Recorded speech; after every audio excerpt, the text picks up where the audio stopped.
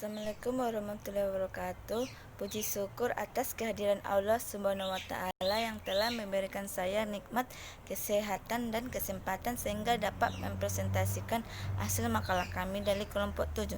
Yang saya hormati dosen pengampu mata kuliah akuntansi keuangan.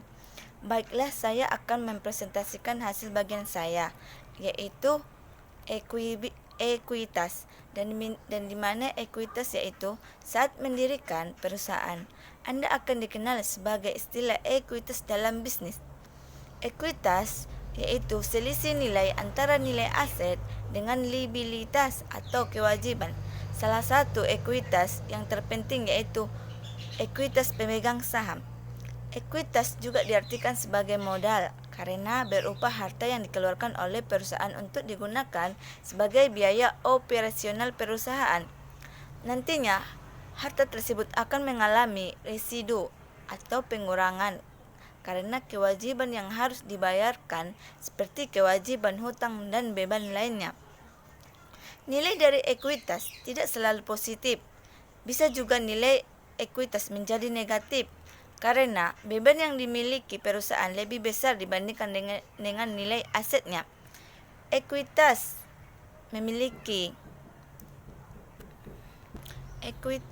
pemegang saham adalah jumlah uang yang diberikan kepada pemegang saham ketika aset perusahaan dilikuidasi serta hutang dibayar. Nilai yang dalam kehidupan sehari-hari sering dibahas. Ekuitas yang salah satu ini juga dijadikan sebagai faktor acuan penentu sehat tidaknya kondisi keuangan sebuah bisnis. Yang kedua, laba ditahan. Klasifikasi dari ekuitas pemegang saham atas dasar dibanding menjadi modal setoran dan laba ditahan.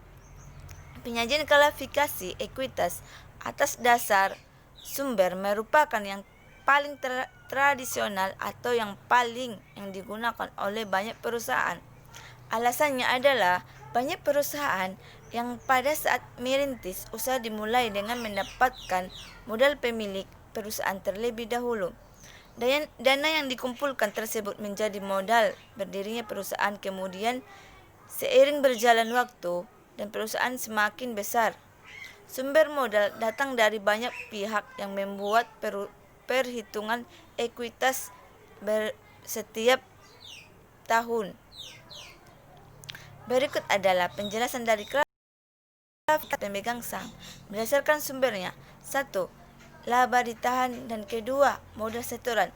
Dan di mana laba tahan yaitu hasil dari perhitungan akumulasi akun laba dan rugi laba yang ditahan perusahaan dan tidak dibayarkan kepada pemegang saham sebagai dividen. Laba ditahan digunakan untuk membiayai operasional perusahaan. Pembiayaan dilakukan baik dalam jangka pendek maupun jangka panjang. Dan di mana modal setoran yaitu terbagi dua, modal yuridis dan modal setoran. Dan di mana modal yuridis atau yang disebut dengan legen kapital muncul karena adanya ketentuan hukum yang mengharuskan adanya sejumlah dana yang dipertahankan perusahaan untuk perlindungan terhadap pihak lain. Sedangkan modal setoran lainnya sering disebut dengan fight in surplus atau stok. Modal setoran dapat mengalami penurunan dan mengakibatkan adanya perubahan nilai terhadap ekuitas. Beberapa hal yang dapat menyebabkan penurunan modal setoran lain adalah pemegang saham obligasi terkonversi, saham istimewa terkonversi, dividen saham, hak milik saham, dan saham treasure. Namun, modal setoran tidak akan semata-mata mengalami penurunan kecuali terjadi likuiditas dalam perusahaan tersebut. Komponen-komponen ekuitas pemegang saham terdapat dalam elemen ekuitas dari segi riwayat dan sumbernya.